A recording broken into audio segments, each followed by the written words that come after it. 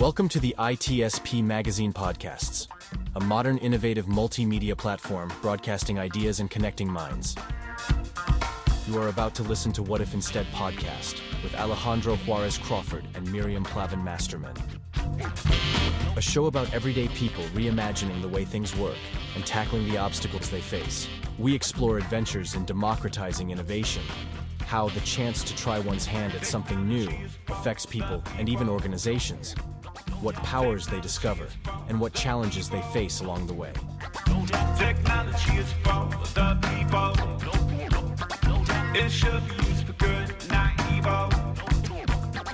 Technology is for the people. My niece is applying to colleges this year.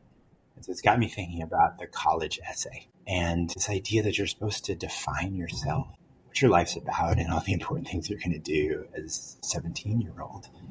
Is quite something. I know that such questions through decades of my life I hated those questions. And even when I didn't know enough to hate them, how would I know the answers until I tried some things? It's only more recently that I'm more comfortable answering those questions because things have acquired a shape of their own. Now, Lucas, I know that you sometimes need to open up rooms of young people, and that sometimes asking them to define themselves in less serious and weighty ways can be effective. I'm curious, really? Does it open them up? And is it just the relief that nobody's asking them their college essay question? Yeah, no one wants to be asked their college essay question. And then also people are sick of introducing themselves with their major and their year for the 3,000th time in college. So there's a balance. We want to use fun intro questions that lighten the tension in the room, but also that actually tell you something about the person, right?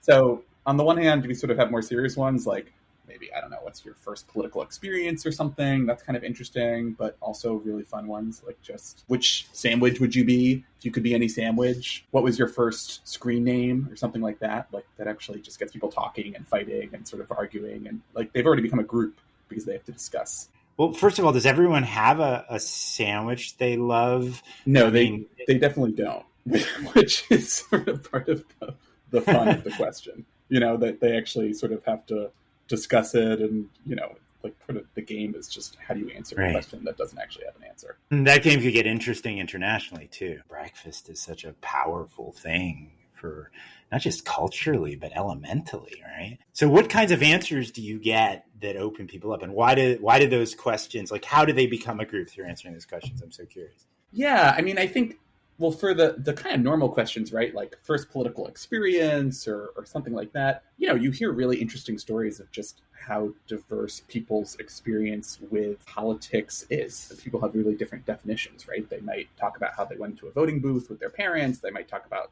seeing something on TV. They might say, well, like my first political experience is kind of coming to this meeting right now. And then for the silly ones, there really is no answer, right? So what sort of sandwich is it? A sandwich you like? Is it the sandwich that has the qualities that you would most, represent or something? And so, I mean, what do you mean there's no answer? Like there are better and worse breakfasts.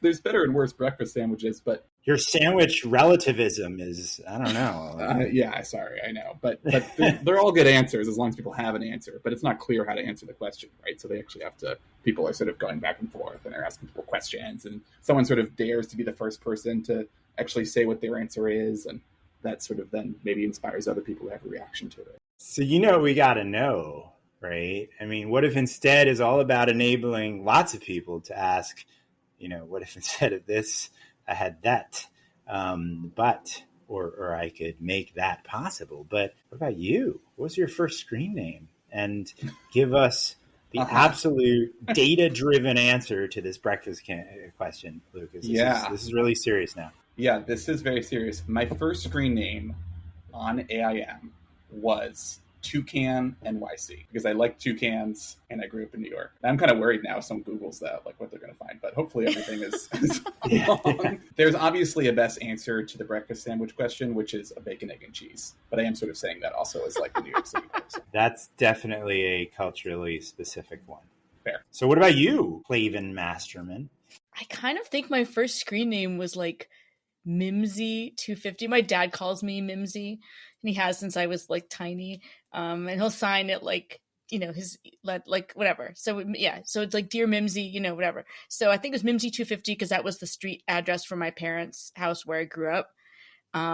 Breakfast sandwich, I feel like you guys are going to hate this answer, but I have to go plain bagel, butter, lots of lox, half a bagel, all the lox, and butter, not cream cheese. Wait, toasted or not toasted? Probably toasted. Yeah. But like my sister still makes fun of me. She's like, plain bagels. I'm like, yes, I want a plain bagel, because if you can't do plain, miss me with the whatever that other stuff is. So, yeah. So the other stuff is compensatory, right? Yeah, so, it's like, can you make a good vanilla ice cream? You can hide a lot of stuff in chocolate, but can you make a good vanilla? Can you make a good plain bagel? Well, that's our show, folks. Thanks. This was great. Lucas, a pleasure to have you on. No. Okay, Crawford, you're not skipping out of this. What's your username, avatar, whatever, and then sandwich? Well, I'm not a plain bagel man.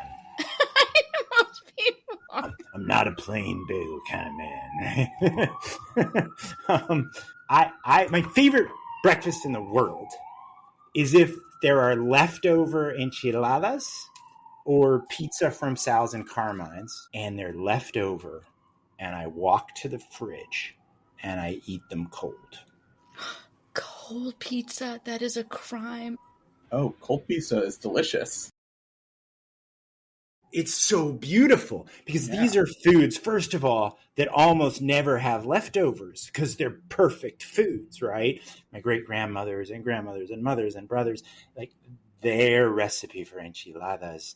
I remember Christmas parties when I was a boy, and I decided to be a vegetarian when I was 3 years old, and no one else in my family was. And I was very, very young, probably the most annoying kid you can imagine. I was quite militant. I got a lot of militancy about that stuff out of my system early.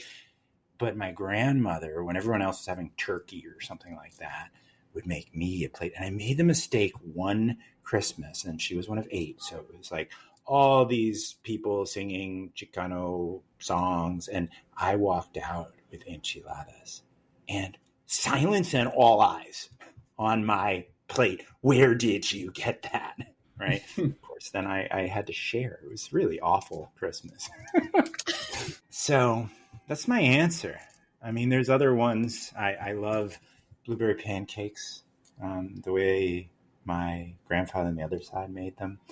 There were never enough of them. I think there's a theme in my answer that there's a scarcity issue here, right? Those leftovers are such a rare thing. Those pancakes, he made them small. He made them slowly, placing each blueberry. My brother and I were the largest human beings to have ever been in the family by far. And, we were these eating machines, and those pancakes would be made one at a time at the dining table.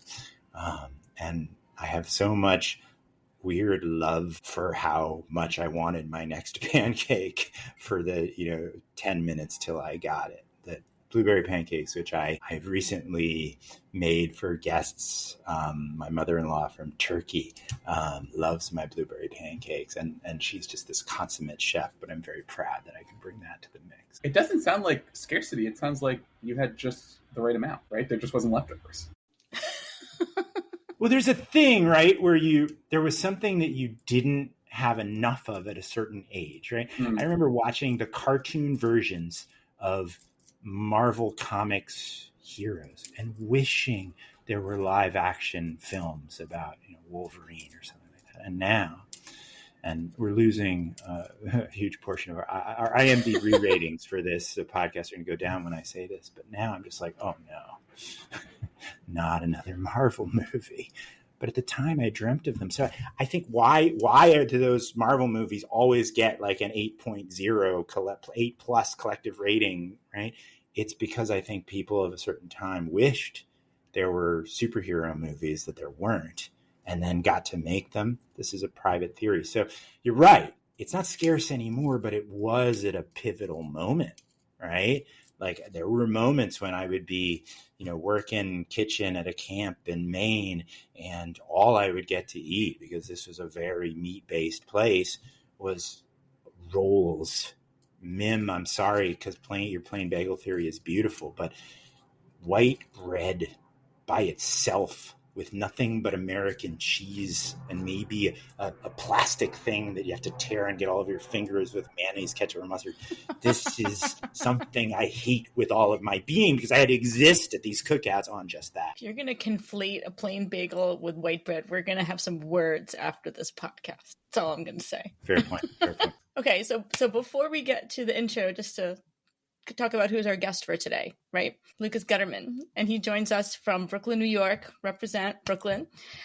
He works for Public Interest Research Group, aka PIRG. You'll hear us talk about PIRG a lot on this episode, and he leads PIRG's Design to Last campaign, which we love. It's fighting against obsolescence, fighting against e-waste, winning policy changes from these big manufacturers, trying to extend how long people can use their consumer products, holding manufacturers accountable for basically making us upgrade or trying to make us throw stuff out.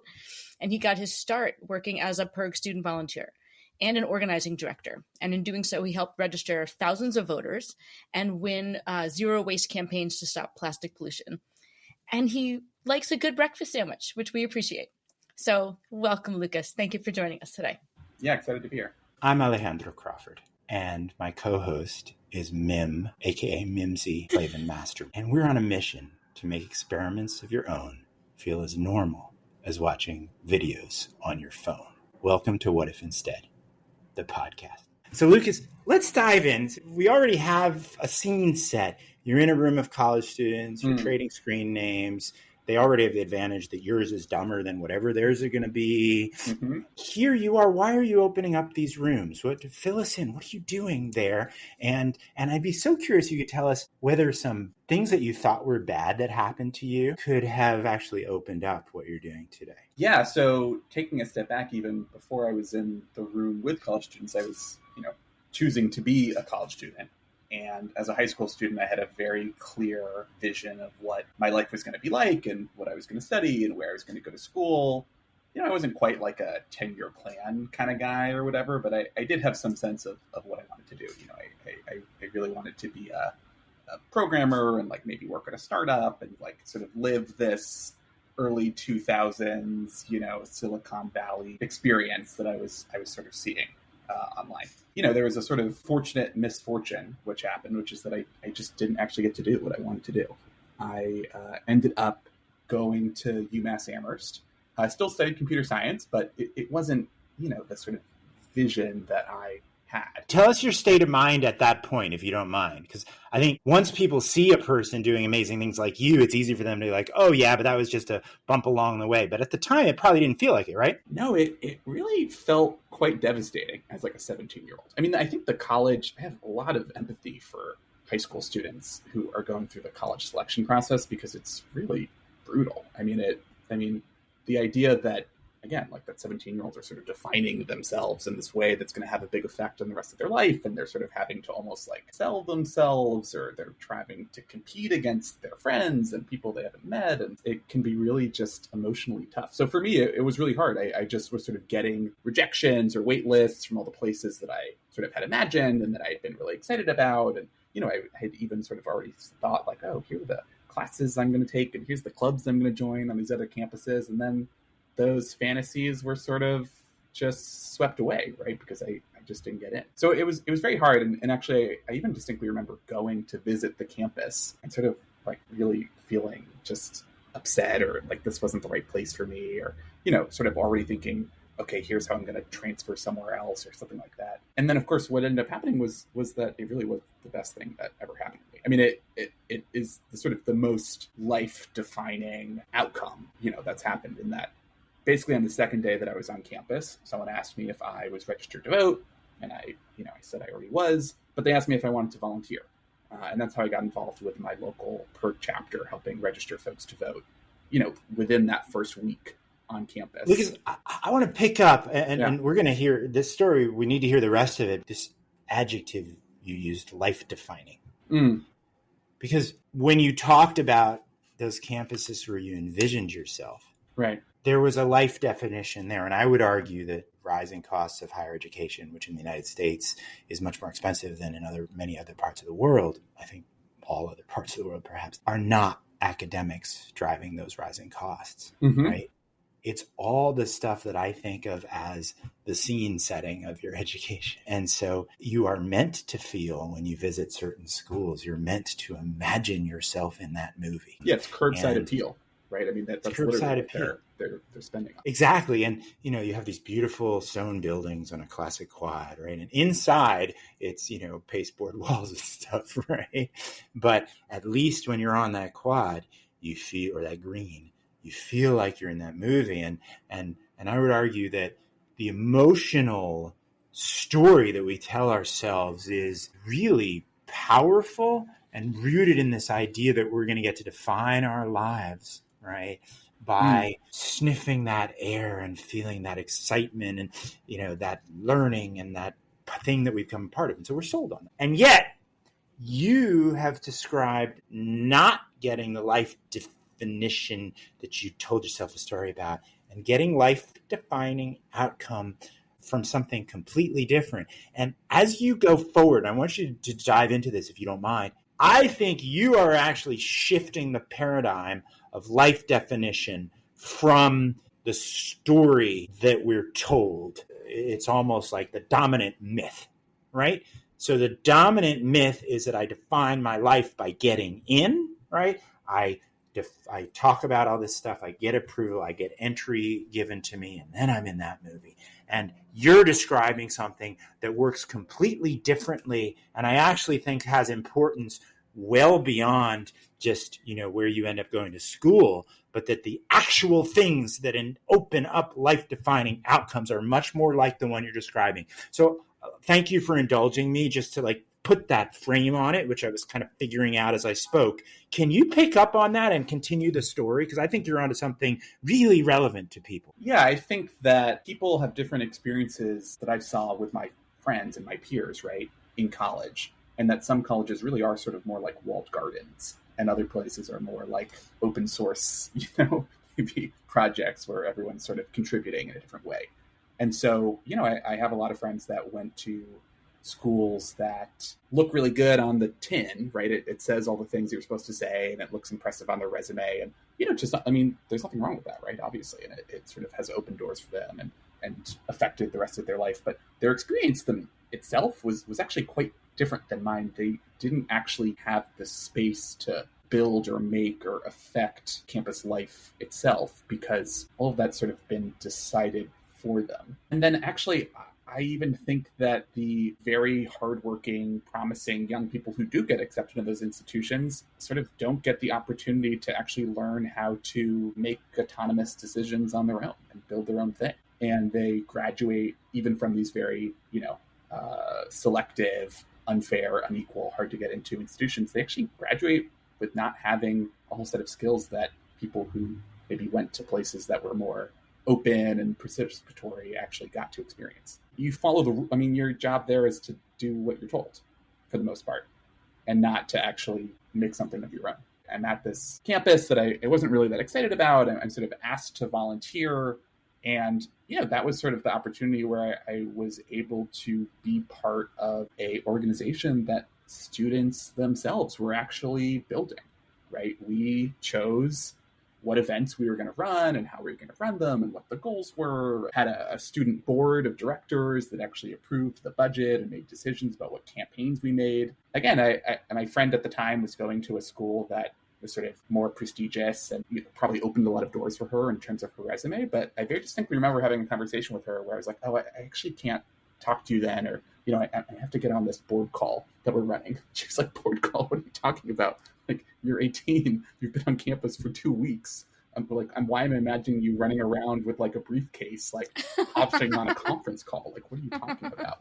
I'm sorry, Mom. I have a board meeting. I have a board meeting. I can't, but because if you don't mind doing the dishes for me, yeah. got to make real decisions, and that was very exciting. And that really, the organization itself. Obviously, I'm still working with the same group and have been able to accomplish things that I'm really proud of and make a difference. But really, it changed me, right? Just having the skills to not only sort of speak to the public and get out behind my computer screen and talk to strangers and all the things that I sort of was surprised to find myself doing as a college student, but also just to believe that, people can just do things. They can build stuff and it can be successful and they can have an impact. And I'm not sure I would have learned that in this sort of other version of my life where I had gotten, what I wanted. So there's like, I don't know, ancient curse, right? In many religions, like, may you get the thing you ask for, right? May your dream come true. So in some ways, it sounds like you kind of sidestepped that, right? The careful what you wished for. I wanted to get back to your story about the campaign. So we'll get to the campaign that you're directing now, but I wanted to have you sort of talk about some of the campaigns that you did while you were in school that encouraged you to stay on this path and then helped you get to where you are today. Because even as an 18-year-old, it sounds like you were heavily involved in a lot of campaigns. So can you talk us through one or two of them? Sure, yeah. And, I think one of the things that was really challenging for me as an 18-year-old was that the issues that I was most excited about were not necessarily available to always make a difference on right away. What's so exciting about that kind of trajectory is that I feel like I've been able to kind of wed those two parts, right? So when I was 18 and really cared about internet privacy issues and all these sort of techie issues, it wasn't totally clear how to actually make a difference on those to me. But this, what seemed like a detour at a time, but now actually feels really like it was a sort of pathway working to the Design to Last campaign, was just being able to work on the things that other people cared about that was near me, that was available. So whether it was registering folks to vote and just seeing how much of an impact we were able to make with old school paper voter registration forms and clipboards, standing outside of the cafeteria, the dining hall as people went in for dinner, knocking on people's doors in the dorms, and then actually being at the polling place on election day, which was sort of the big moment for me when it really clicked, which is that there was just this line of students wrapped around the block, all who were going to vote for the first time, just like I had early that morning. And I left to go get a sandwich at like the cafe somewhere around lunch. And I came back and the election warden was like frustrated with me. She was like, no, you can't leave. Like, we don't know all these students. They don't know what, precinct their dorm building is. And by that point I had like memorized it because I was just going online and helping everyone. She was like, you can't leave. We all these kids showed up. We weren't expecting. It's great, but we weren't expecting this. And so anyway, that was sort of the moment that clicked for me. If you had asked me when I started, is voter registration my top issue in the whole world? I probably would have said no, right?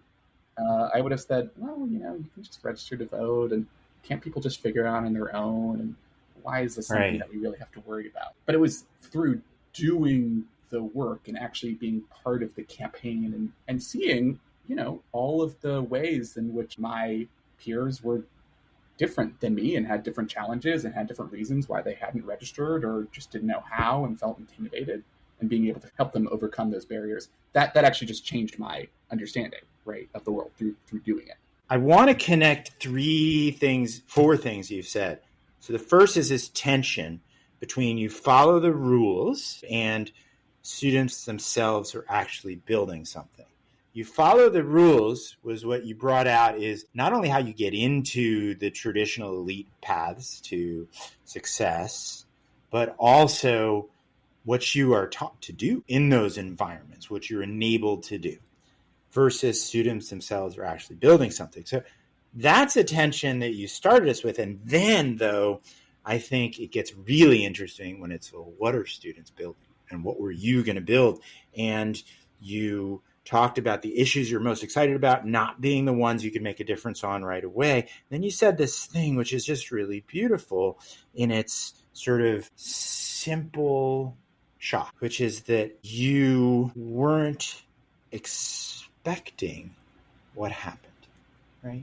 Your words were, I wasn't expecting this. And then this is the part I love. You said, but it was through doing this, through doing the work. And then you said you found the obstacles, the ways the peers were different from you and what was blocking them. And to me, if I've paraphrased and quoted you well, this is a very powerful idea.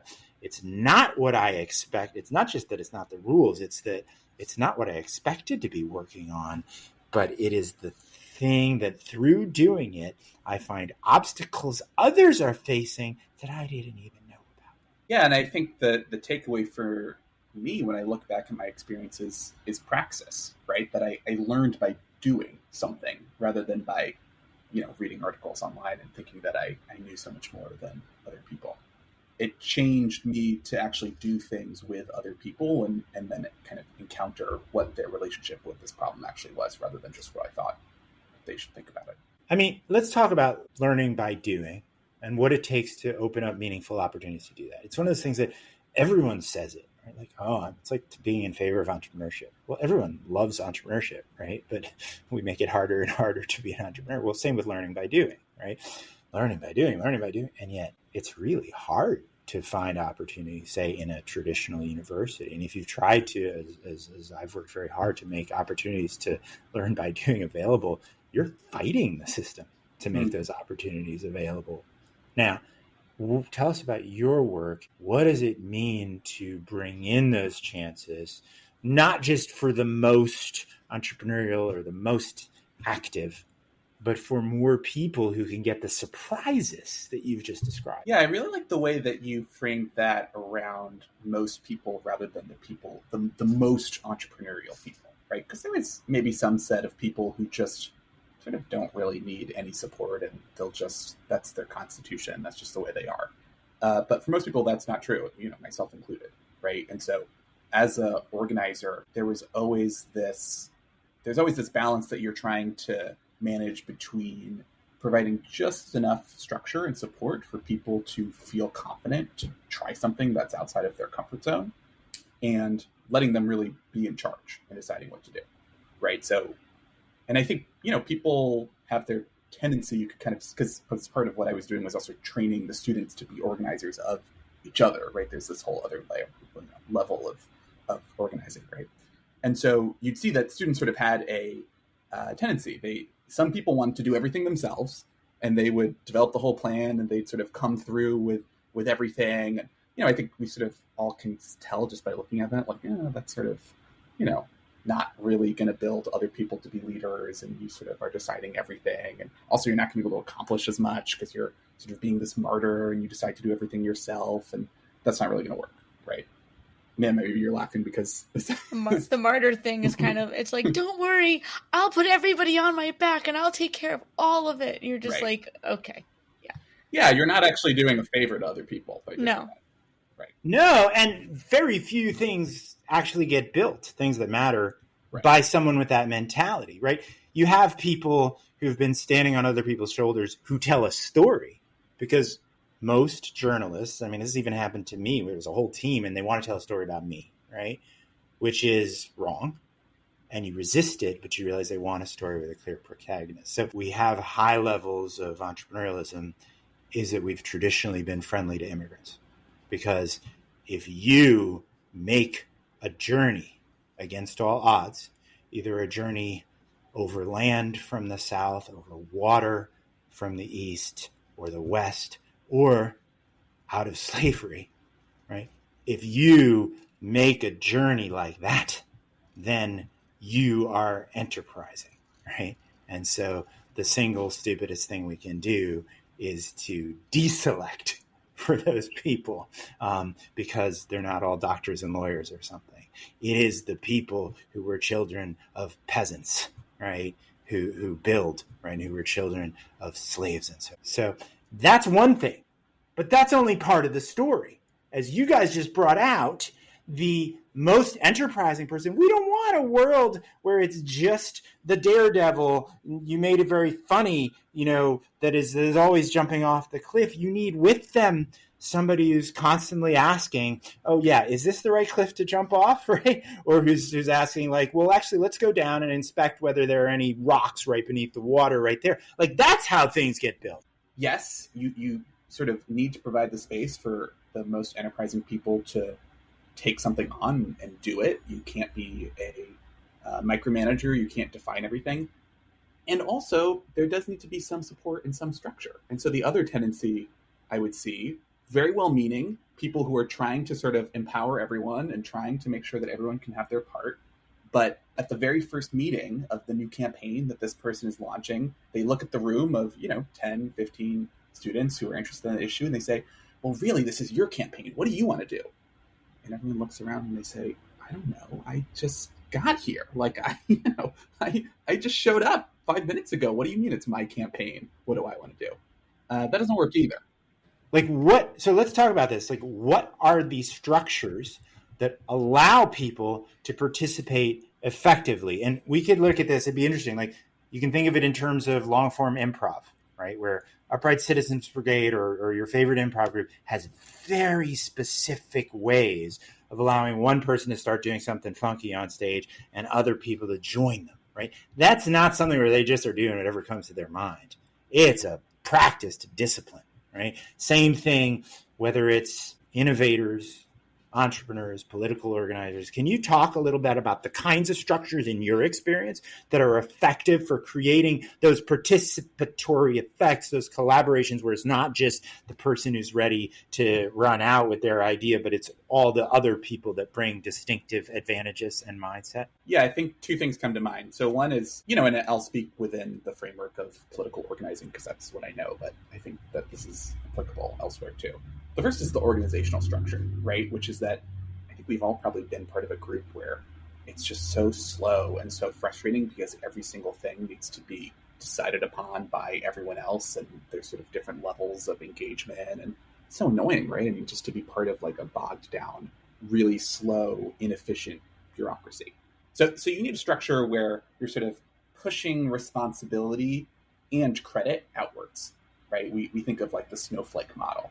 And so the campaign organizer, who maybe is 18 and this is their first semester involved, but they've, stepped up and they've said they wanted to be the campaign organizer. It's their campaign. They get to decide what to do. Of course, they're taking the opinions of everyone involved. And, you can't force people to volunteer. So if people don't like the decision you made, they'll just leave, right? They're there of their own accord. But ultimately, it's their decision and they should just decide what they want to do. Okay, and then the organization itself might have a chapter chair or a president who decides what to do. And again, they should be elected and they should be doing the most work and they should be on the ground.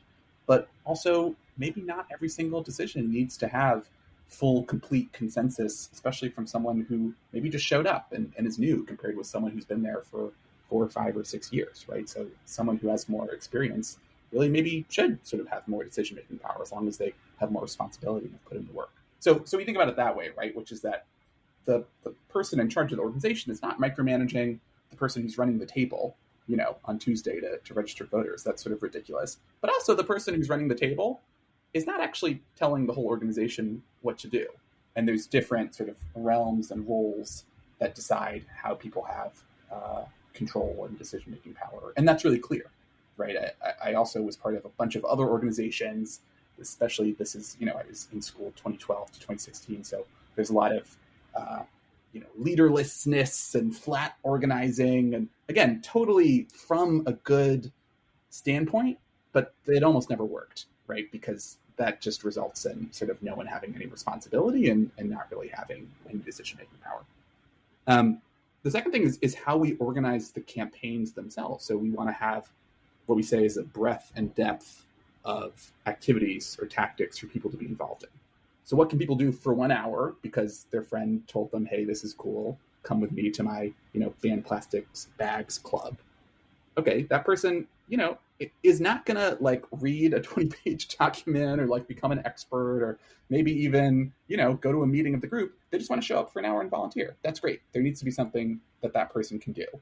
And then there also needs to be, a variety of things to do. So some people really don't want to talk to strangers. Okay, that's fine. Can they do something that's creative? And can they make the big prop of the plastic bag monster of all the plastic bags we've collected that we're going to use at the press conference? Someone wants to talk to reporters because they're a journalism major. Great. That person can do the media outreach or the press conference. And so that's the breadth. And then there needs to be a depth too. So, I was involved with my chapter for 4 years.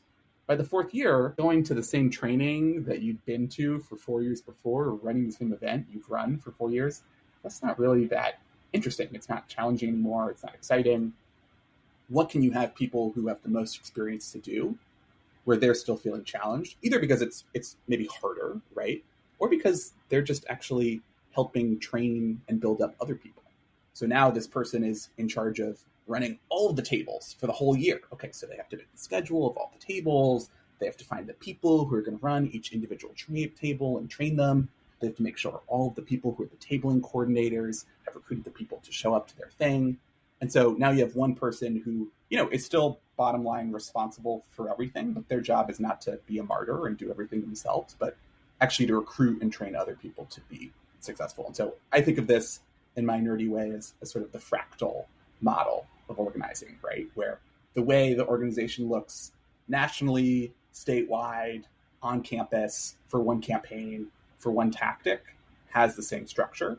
And people have real responsibility, but just the size of that responsibility differs depending on the, commitment that they want to make. And that all of that is good. It's great that people just want to show up for 1 hour and they don't care about the thing as much as you do. That has to be welcomed and accepted. And that's how you find the next person who's maybe going to, be the leader of the group in 3 years. I think Mim is about to take this in a direction, but I just want to comment that nerd is a high compliment on What If Instead. So your nerdy way is what you nerd out on that matters most. So here's where I'm going to try to frame it succinctly. So one of the things that's interesting to me as you're talking is this consistency of culture, consistency of ways of interacting with people at your level and levels above and levels below, even with a relatively transient population, which a student organizing network is, like by its nature. So as I like studying cultures of innovation, cultures of growth, and there must be something that's happening to enable the cultures to stay so stable, even as the personnel is changing so much.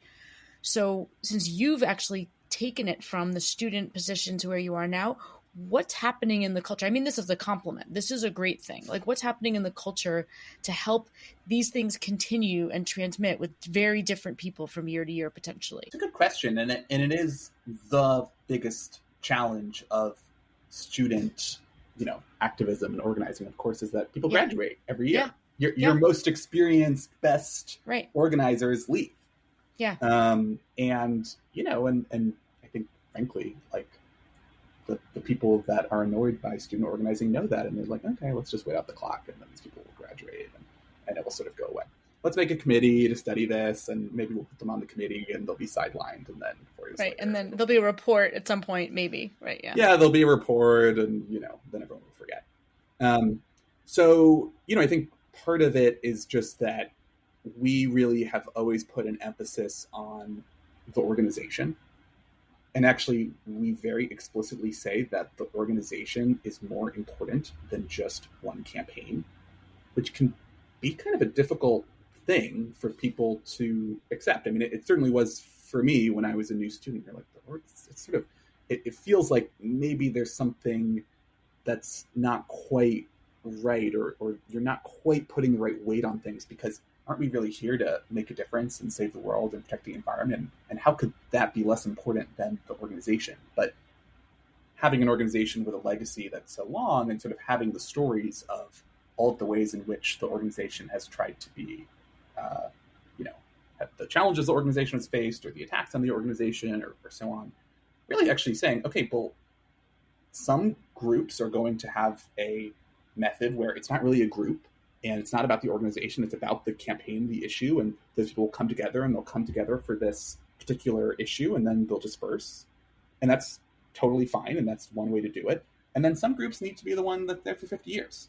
And they're a little bit more cautious, and they work on issues where they think that it's not going to affect the health of the organization of the long term. And that allows it to be a platform that can exist to train and empower people for many decades, maybe some of whom who leave, who then start other organizations like the one I talked about first. So I think it's not actually the case that one is inherently better than the other, but the culture of our organization is that we're building a long-term organization, and that organization sort of acts as the vessel that contains power for people. And that means that the organization is more important than just any one campaign.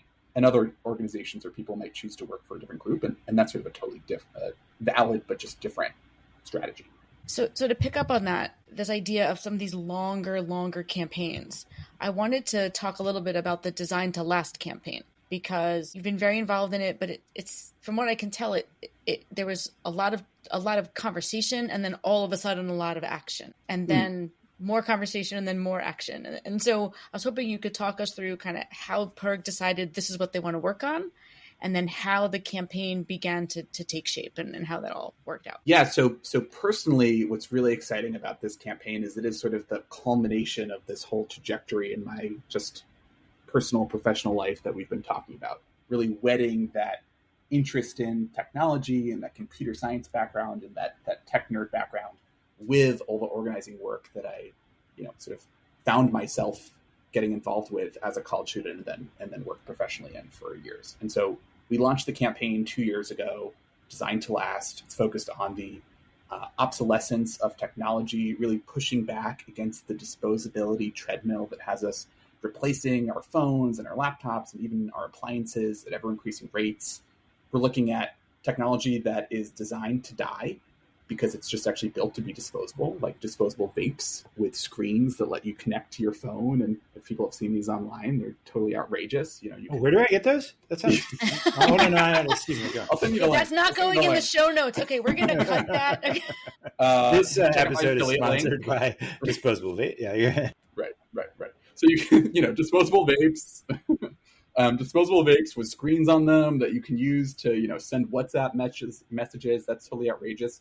Or even, Apple AirPods that have batteries that can't be replaced, meaning that they sort of have this ticking time bomb that eventually they'll just have to be thrown out. To products that are just not designed to be repaired, to software that actually expires and actually prevents us from adding new features or extending the lifespan of our product. So it sounds like something out of Idiocracy, that old Mike Judge movie, right? Where it's just like, what? Like vapes that, and then but the fact is, this is throughout our economy. This has been normalized. Go ahead, please continue. I didn't mean to break your flow. Yeah, it's totally normalized. And the point of the campaign is to really push back on this new status quo that we've been sold, and win a world where things are designed to last. Then just to your point about the status quo, right? I mean, it's really, in some ways, we think that tech is different and special for some reason. No one tells me that I can't fix my car, right? And we don't expect when my car's tire, blows out or I need winter tires to throw out the car and buy a new one. We say, well, you sort of have the car and I own it and I can fix it and I can add replacements and add new parts and it's my thing. And actually, I think it should last 10, 15, 20 years. I'm going to give it to the next person in my family. Honestly, self-repairing your car is very much harder than it was several decades ago, but go on. Because of the technology that's been added. Right? So cars are increasingly computerized. We have software in your Tesla that says you can't use certain third-party parts. That's part of this whole issue as well, which is that we're using software rather than empowering people to have more creative control and build new things and make the world a better and more interesting place, to actually restrict and tie down and prevent people from using their products, and then to, really prevent people from extending the lifespan of their products, which is really terrible for the environment. So that's the kind of big picture of the campaign. The way we're doing that is one. Wait, before you tell us how you're doing it, I think you've done something really interesting, which is this idea that somehow we see tech as an exception. I want to hear the steps you're about to outline, but I didn't want to get past that before trying to make sense of it. Yeah, it's a good question. Why I don't think we are falling for it. I think that people are very frustrated that they have to replace their phones and their appliances so frequently, but the technology has enabled a business model where things are thrown out rather than fixed, or where they are replaced rather than used. And I think people are intimidated by the technology. And so the industry can sort of wave their hands and say, oh, this is much too complicated for you. We have to be secure. We have to make sure that we are getting the updates. And, you probably don't even know what a firmware is. I'm not going to explain this. So there's sort of this way of using the technology as a smokescreen to hide the effect on consumers, when in fact, whether something happens online or whether it's software or whether it's a tech product or not, that should not affect, it certainly doesn't affect the law in terms of what manufacturers are required to provide to consumers. And it shouldn't affect the way that we think about, our products. So it's the job of the manufacturers to use this technology to develop a product that is sustainable and open and, fair for consumers. It's not our job to be exploited because they can't figure out how to do it. But let's unpack how frustrated we are. So there are certainly times when we reflect, why do I kept replacing the inner parts of the 2007 iMac until about a year ago. And finally there was an operating system that it just couldn't, even though I'd had to replace all the inner parts to make that happen, taking it apart, right?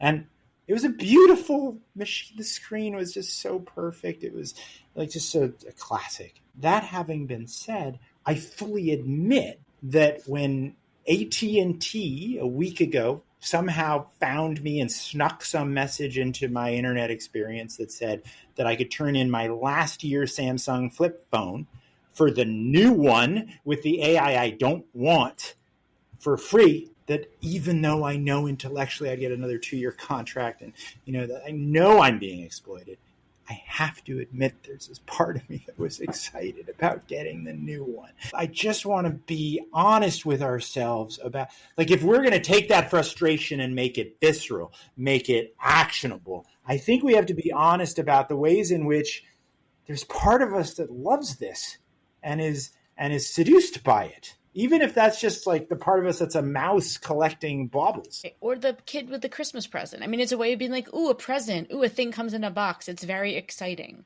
And so the shiny new thing, we're a little bit like magpies in that way. We all want the shiny new thing. Yeah, you can know what's wrong with Amazon Prime, right? And what it addicts us to, right? I went through tons of effort to order a book for a friend who is a local economy expert that would be at his local bookstore that he could bike to recently, right? But I also, when a package comes that I've clicked on Amazon in front of my door, it is a present feeling, right? But I just want to contend with that. How do we contend with that, Lucas? Do you have ideas? Yeah, well, I will say in terms of the Hanukkah thing, if it was anything like my family, they probably just got like socks and books for 7 out of the 8 days. So it is maybe not totally as much of a fun present experience, which maybe is kind of the point, right? My presents were homemade. This kid got legit toys on Christmas and every day of Hanukkah. I was so jealous. My parents were more like Lucas's parents, like one really cool gift, and then there's like, here's a pair of socks and a book. Yeah. I feel like they shopped at the same store. Yeah, right. The grocery store. Yeah. And then I just couldn't let your iMac. Oh! This is my demo. For those of you not on the YouTube, please explain what we're seeing, Lucas. So I have this is my first laptop. This is a orange iBook with the clamshell and the handle. What my boss refers to as my Legally Blonde. It's my Legally Blonde. I mean, the reason why I have this, besides the fact that it's just kind of cool and nostalgic, right, is that it really was designed differently. And kind of part of my point is that manufacturers are making decisions to prevent us from having abilities that we even used to have. So yes, it's true that we have gotten addicted to replacing things that don't need to be replaced. And there is a cultural shift, and there's also some responsibility that we have as consumers to make sure that we're not replacing things all the time. I think we have some responsibility as consumers for being seduced by, getting new toys all the time that we don't need. But we also don't even have the ability to keep using things rather than replacing them. And so the reason why I have this as my demo is because, we used to carry extra batteries. Remember? You could just throw an extra battery in your backpack or in your pocket for your phone. And I, as a, child, could replace this battery that easily. Even in the front. So you just need a quarter or your fingernail to take off the battery cover on this, right? And then even on the front, it might be kind of hard to show with one hand, but if folks remember too, you used to be able to just add in new cards. So Lucas is live demoing the modularity here. Please go on. I just want everyone who can't see this is listening to know. Push 2 buttons on the keyboard and pull it off. And I very distinctly remember installing my, I think they called it my airport card or something. It's like the Wi-Fi card, right? Yeah. And you could install more RAM and more storage. And that keyboard turns into a parachute, just to note for everyone. So like if you're falling off anything, you just like press the escape key and it's amazing. And so we used to have this, right? We actually used to have tech that in some ways was really designed to last, that we could fix ourselves, that we could upgrade, that was modular. And we don't have that anymore, right? We have AirPods that have batteries that are glued in, and the only way you can remove them is by taking a Dremel and tearing it apart and throwing it out. So the first step is that manufacturers need to actually change their designs. And we need to have a paradigm shift among all of us for our responsibility for not buying new when we could fix or reuse. As I'm hearing you say this, to me, there's a huge social justice equity piece of this. We all have such privilege that we can buy the new thing if we want to. Many people don't, right? So this idea of like the Chromebook in particular, like for a lot of those kids, that's the computer in the house. And there's something that's just so fundamentally upsetting to think that that's the way that they learn, but then now that they can't because some company that makes the software was like, nah, you can't update it anymore. Go school district with money you don't have. So I'm just going to digress for 1 second, but I promise there's a point. With COVID, all these schools had to go do like cleaning supplies and paper towels. And it's like, with what money? And it's this, to me, it's a similar thing here of like, how are they supposed to give these kids a good education? So anyway, thank you for coming to my mini TED Talk. Back to our regularly scheduled program. Yeah. Well, let's talk about Chromebooks, and then you sort of bring up the other part, which is that it's also about the second life after the first user, right? So the Chrome, not only did the schools in the U.S. have to, throw out their laptop that should still work, and I can talk a little bit, give some background on the Chromebook issue and what was happening there. But also, I also remember as a kid, that my elementary school would do a big sale of all the computers that when they were doing a refresh, right? And you could buy a laptop really cheap. Okay, but if the software expires, you can't do that. And you can't. What are yard sales going to be like? Here's all the shit I threw out, right? Like, because you can't use it anymore. Doesn't work anymore. And so, not only are you preventing people from still using their stuff in that first life, but you're cutting out the entire secondary market and the entire secondary life of the product, and it becomes economically invaluable and valueless as well, right? Because if a Chromebook that has expired software, well, who wants to buy that? I mean, you can't refurbish it. It's useless. It's a paperweight, and so there's no one's incentivized to actually resell or recycle or do anything like that. Now you've brought up something really important in terms of the economic incentives and options that we have. I like to call it the only game in town. When something's the only game in town, you get screwed. Mim and I are writing a book that's very much about this and actually relates it to something I want to ask you about before we get out of time, which is the reason we continue to double down on fossil fuels at a time when we can't afford to use any more, to take any more out of the ground. And I think it's closely related to what you're saying, actually. When there's a system that by design is unresponsive, by design, you don't get to do the cool things you were just doing with it, and you have to throw it out and replace it and get the new. Normally, you'd say, well, that's not that great, and there should be an alternative. But the problem is that many of the large tech firms are building that in. What I want to get at is whether it's the only game in town, right, and you have to play it, or the alternatives take so much effort that who's really going to do it? I wonder, I've worked with multiple teams of entrepreneurs trying to create repair networks, trying to make Second Life possible, trying to serve the alternative. And in many ways, it's like they're just battling these huge waves coming at them because of the market power that has taken away alternatives and made it too hard to do that. Can you speak to any of that? Are you dealing with those dynamics in what you're working on? And then I do want to just get your thoughts on the relationship between this and climate before we go. Yeah, I think that what's coming up is the Chromebook story, right? Which is that you have these laptops that were very popular in schools, especially during COVID, as Mim was talking about. Schools had to spend, millions of dollars to buy these laptops, sometimes with government funds. Sometimes schools were running, bake sales to make sure that every kid could get a laptop. And that was, for a whole set of students, the only laptop that they had in their family and the only way that they could sort of do their homework and so on. And then what we discovered was that these laptops have software support that has an expiration date.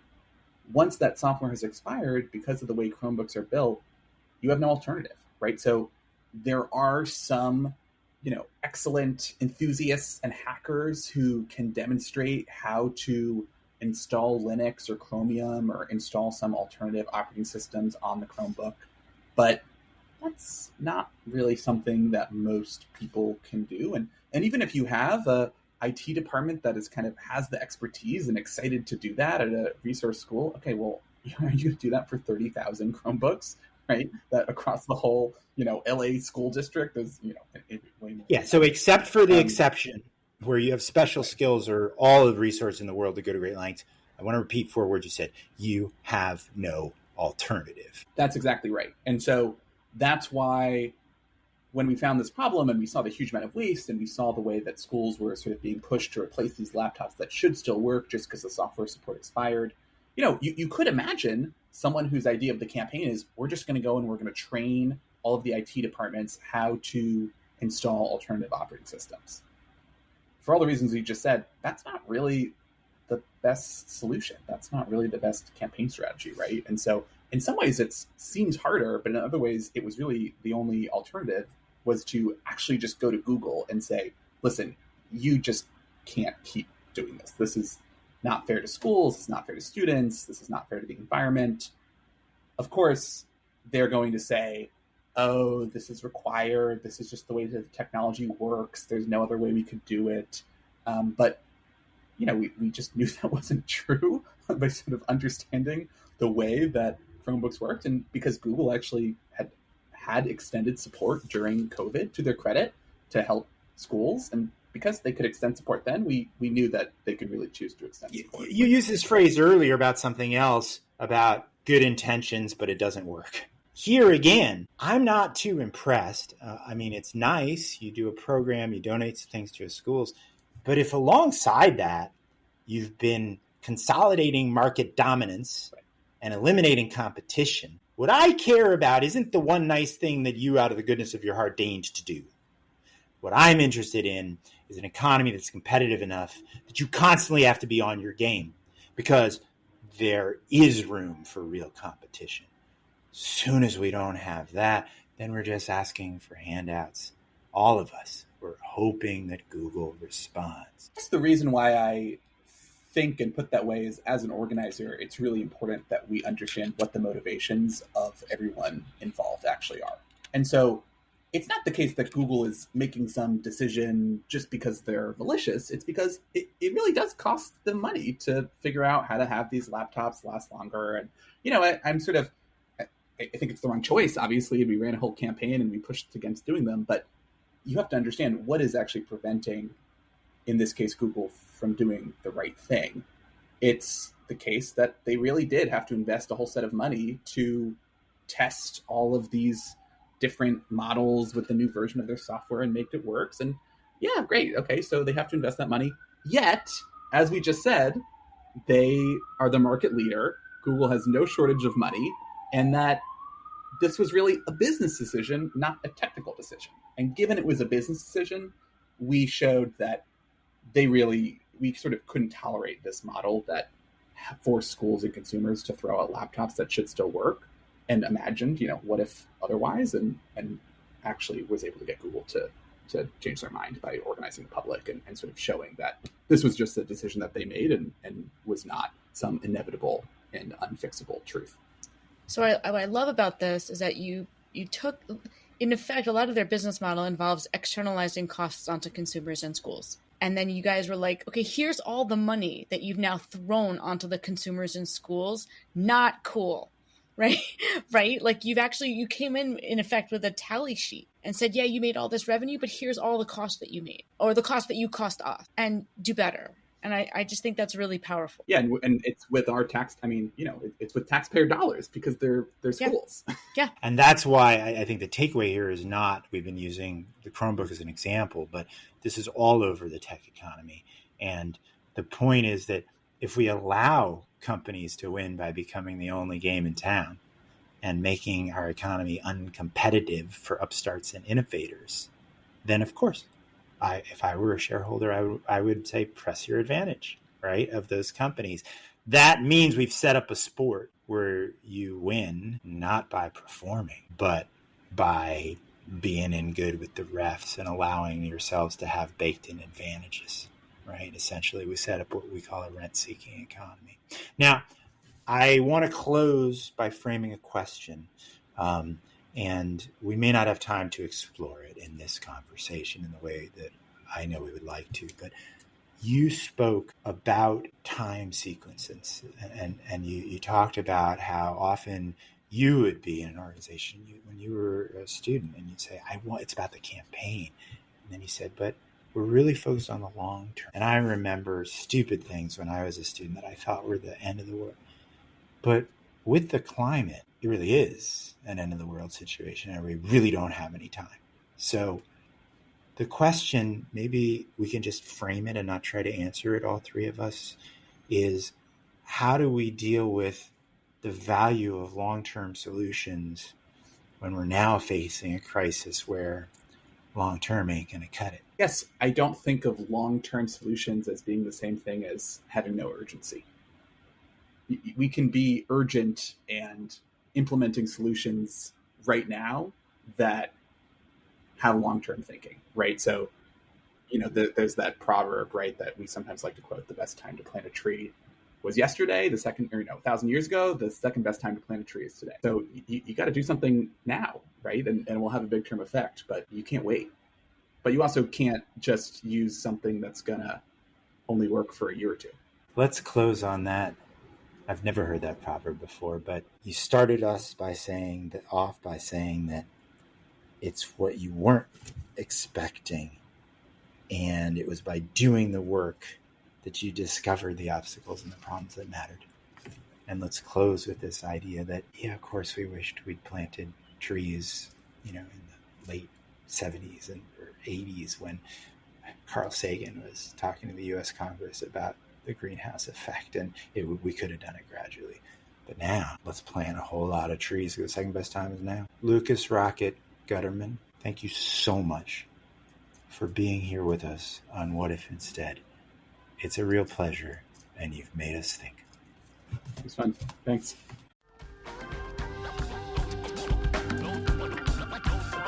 We hope you enjoyed this episode of What If Instead podcast with Alejandro Juárez Crawford and Miriam Plavin-Masterman. If you liked this story, add this show to your favorite podcast player and share What If Instead podcast with your friends, family, and colleagues. If you represent a company and wish to connect your brand to this show and its audience, visit itspmagazine.com to learn how to sponsor one or more of our podcast channels. We hope you will come back for more stories and follow us on our journey.